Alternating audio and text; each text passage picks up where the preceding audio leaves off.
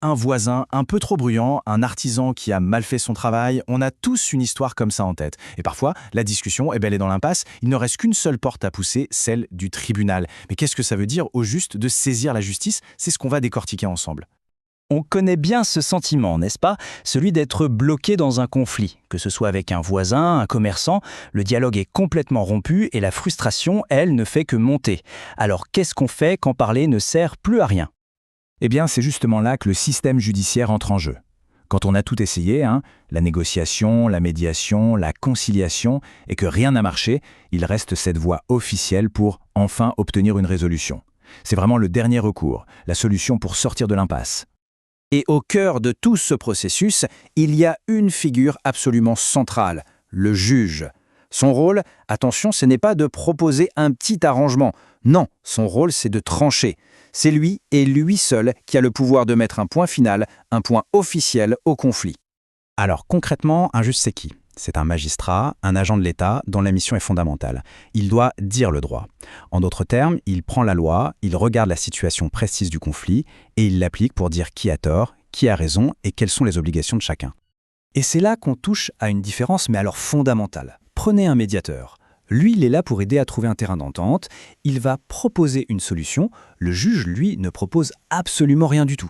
Il écoute, il analyse les faits, il applique la loi et il impose sa décision. C'est ce qu'on appelle le jugement.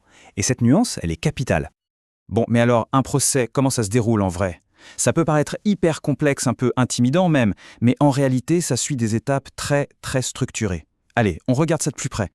Tout commence par ce qu'on appelle la saisine. C'est-à-dire qu'une personne, le demandeur, décide d'attaquer une autre personne, le défendeur, en justice.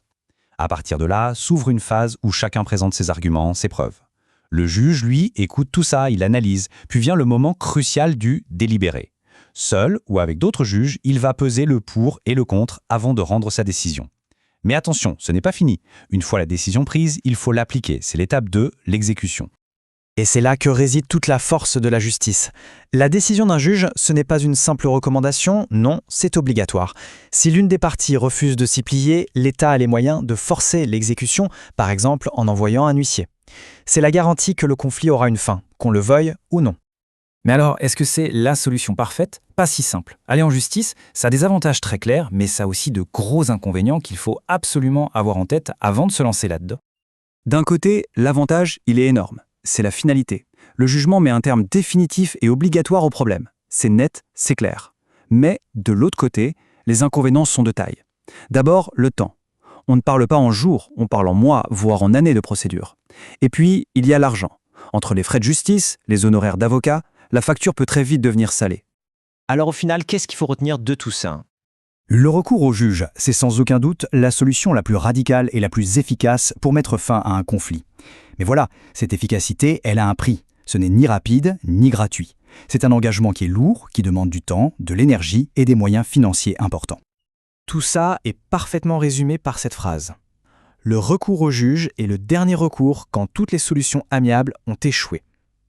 Autrement dit, la justice n'est pas la première porte à laquelle il faut frapper, c'est vraiment la toute dernière issue quand le dialogue est définitivement impossible.